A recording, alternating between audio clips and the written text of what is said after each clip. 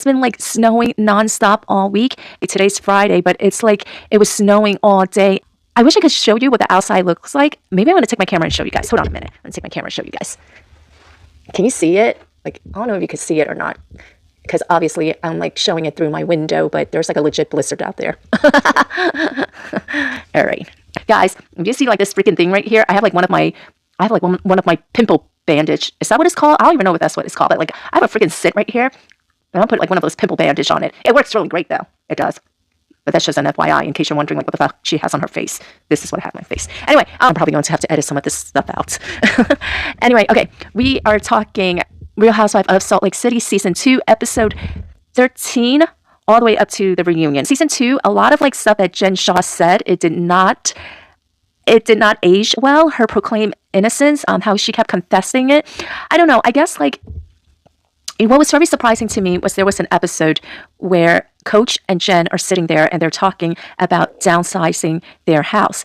Coach says to Jen, you know, we're going to have to downsize the house. The bond is $1 million, and then the retainer for the attorney is $2 million.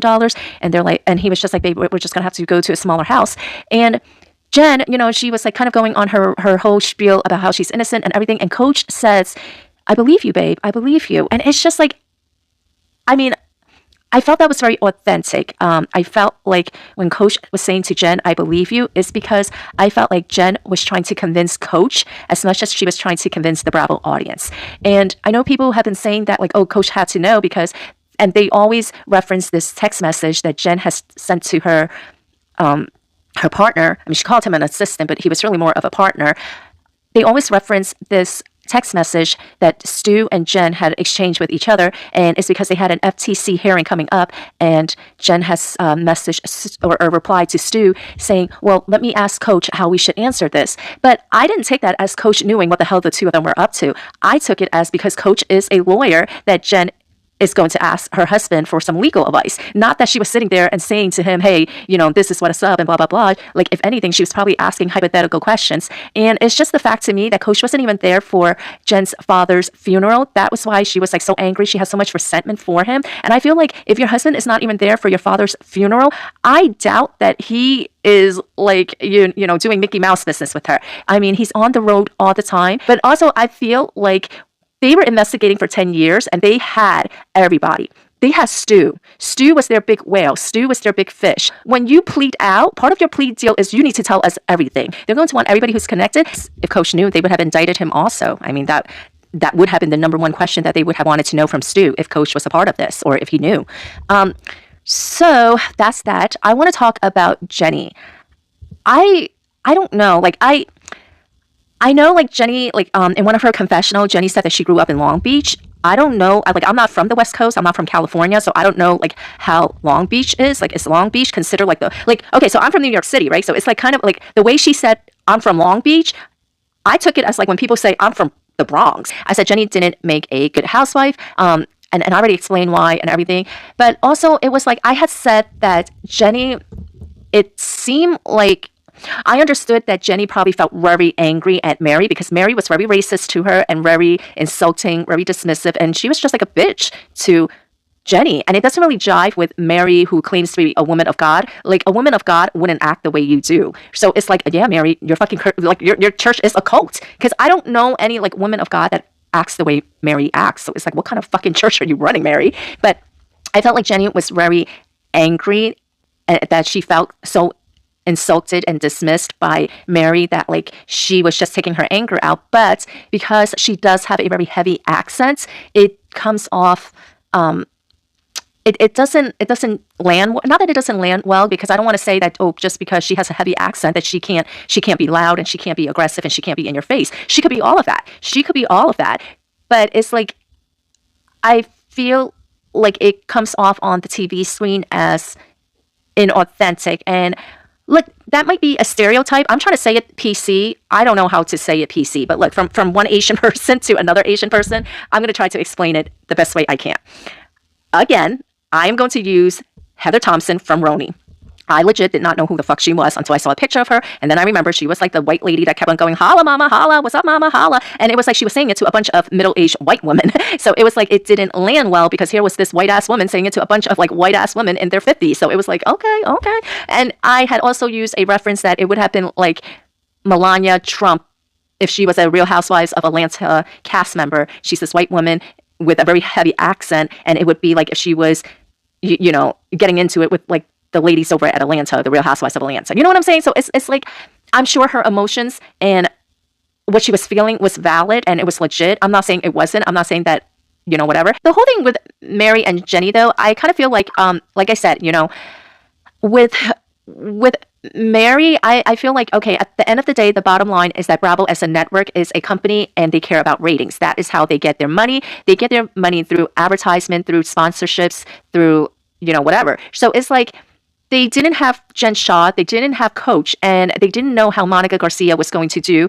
And I think they were worried because Andy Cohen at the reunion, at this current season 4 reunion, that was one of the first questions that he asked the ladies was, were you guys worried about how the season was going to be? Because he said, you know, I think how we ended last season was you guys were a little nervous about how the season was going to be. So it was like they didn't have that Jen Shah factor. They didn't have Coach. And I felt like they needed to bring Mary back because like they needed some, you know, like they needed something to like kind of bring their drama, but they didn't want to give her a full-time contract because then it would be like, Bravo, are you doing double standards? Like, why are you firing one person for racism, but you're not firing the other person for racism? Because Mary Cosby had very minimal screen time. Very, she was like barely there. You know, she was like barely there. So again, Bravo is a network and they care at the end of the day, it's about the bottom dollar. So I feel that's why Mary was brought back. I feel like, America as a whole is very forgiving when it comes to pop culture and entertainment. And I feel like at the end of the day, Jenny did not really resonate with audience. So that is why she didn't get to come back, but Mary Cosby did. You are a forgiving network if you need the ratings. You know what I'm saying? Like with anything else. With anything else, it's like you can turn a blind eye and be forgiving if it's bringing in the ratings. So at the reunion, Mary wasn't there. And then, you know, all that other stuff. I mean, I didn't really learn anything new from the reunion, so I don't even think it's like worth rehashing about the reunion. They actually brought up all of like the rumors they heard about Mary's church. Lisa talked about it. Whitney really talked about it. Heather talked about it. They were saying that, you know, this guy Cameron said that he mortgaged his house for $300,000 and gave it to Mary. And then there was like rumors that like him and Mary were having an affair. And then Whitney in her confessional said that she thinks that the reason why Meredith is acting a certain way towards Jen is because Jen was hooking up with a guy that Meredith was seeing when her and Seth were separated. I mean, I don't know if I believe that or not. She didn't say either way. Jen didn't say either way. So I don't know if it's true or not. Whitney's just putting it out there. But then also I think it's because in season 1, Jen had a picture of Meredith with some guy. And I think, you know, that really probably bothers Meredith that like, she knows that Jen Shah has a picture with her and some guy, and you know maybe she's feeling a certain way. Like maybe she didn't, like maybe she felt a sense of betrayal that Jen would even take a picture of Meredith with some other guy. Like why would you do that? Are you trying to blackmail me, Jen Shah? Like maybe that's what she's thinking, and so that's why she feels like so upset. I don't think I necessarily believe that they were seeing the same man or hooking up with the same man, because it's like Jen and Meredith look nothing alike. They don't act alike. I mean, they're so completely different that I cannot imagine that they would be together with the same man, is what I'm saying. And like, I personally do not think Meredith would be with a black guy, but I think Jen is only attracted to black men. So it's like, again, I don't see it, you know? Do I know for a fact? Of course I don't know for a fucking fact, but I think my theory is that Meredith was really pissed off that she found out that Jen had a picture of her with a guy in New York. And this was a guy that she was seeing when her and Seth was going through one of their separations. And she probably felt like betrayed. Like, why the fuck would you take a picture of me and some other guy when you were in New York with me? Because obviously, while they were filming this, Meredith didn't know that Jen had a picture of her with some guy in New York during one of her trade show or whatever the fuck she was doing in New York. But after she saw the episode and she realized Jen Shah had that picture, I think that's why she felt like she had to say something at the reunion and was like, oh, you know, Seth and I, we have many ups and downs, and sometimes, you know, during one of those separations that we had, I did see other people. He saw other people too. I think that's why she finally like copped to it, because it was like, it was better to get ahead of it. But I don't think that rumor about them seeing the same guy, I just don't find it believable. I think she was like mad that Jen had took that picture and she felt betrayed. She felt like she was trying to use it. I mean, there's really not much to say about Mary. I already said in my first part recap of season 2, I said that, the thing with Mary that I realized is that I feel like Mary is ashamed of being black, and she thinks she's white. Not that she thinks she's white. Like, I'm sure she doesn't go around thinking like I'm a white girl, but like she is so ashamed of being black. And I use Michael Jackson as a reference. Michael Jackson was another person who probably dealt with a lot of racism because he's from that generation. He is from that generation that was very exclusive, not inclusive, but exclusive. And because of that, I'm sure that he grew up. Like, sometimes when you experience very traumatic racism like that, you do develop a self-loathing for your own race, for your own identity. And I think that is what it is with Mary. I think that is why the way she is, not that she thinks she's white, like, oh my gosh, she thinks she has blonde hair and blue eyes, but that she is so ashamed of being black that she acts white. And look, if you guys love black literature, some of my favorite books were written by phenomenal black authors. And I said this in my first recap of season 2. I said that she reminds me of the book, The Bluest Eyes. The Bluest Eyes was written by Toni Morrison, I believe. Correct me if I'm wrong. It's been a while since I read that book. It was a little girl who dealt with so much racism, so much abuse, and all this other stuff that she basically wanted to have blue eyes. She wanted to be a white girl. So, yeah, I think that's what it is with Mary. Jen seemed very subdued. I already said that, I think it's because she saw herself being an alcoholic in season 1, so she kind of like limited her alcohol intake, and so she calmed herself down. I think Coach saw the way she was acting season 1, and he was probably like, you need to stop drinking or we're going to get a divorce, and she cleaned her shit up. Let's see, what else was there?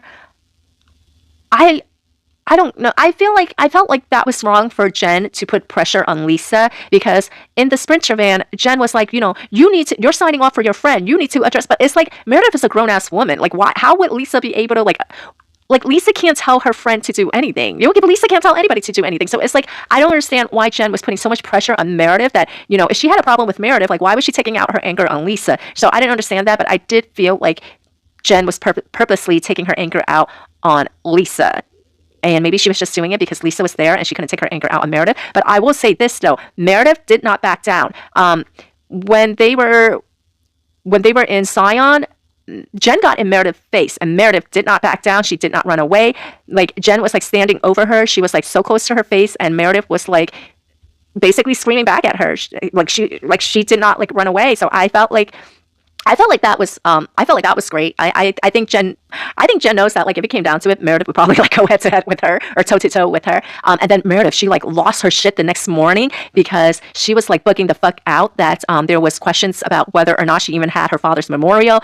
They clarified that on the reunion. It was just a miscommunication, a misunderstanding. Meredith, she said to Whitney, she was like, how would you like it if I said to you that I don't think you're not in contact with your father? Because that was like the whole thing that Whitney said. Whitney was asked as the season 1 reunion, what's going on with her father. And Whitney said that she doesn't know because her father basically ghosted her, so she doesn't know what the hell's going on with him. And Meredith was like, well, how would you like it if I said that I don't believe that you're not in contact with your father? And she was like, my father's dead. Your father is still alive. How would you like it if I talk, like, basically, like, how would you like a taste of your own medicine? Mary said something interesting about Whitney, which is that Whitney's always drunk.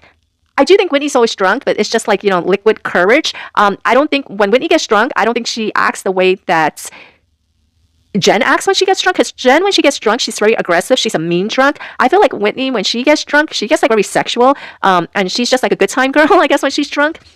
And then, let's see what else. So like the guys paid, well, not the guys, John and Dewey paid for the girls' trip to Zion because they lost a golf bet. So they paid, and then there was like Steph's birthday party. Oh, guys, this is like, then there was like Steph's birthday party, and Jen was not invited. I kind of feel bad that Jen was... No, I don't feel bad that Jen was invited, but it's just like because Jen's not invited to stuff because Meredith feels a certain way for her. Because of that, Coach doesn't get invited. And I feel like the guys really do like Coach. Well, I think so anyway. I mean, I don't know. Who knows? But anyway, that's it. That's basically season 2, guys. That's the wrap up of season 2. I can't wait for the reunion part 2. And that's it, guys.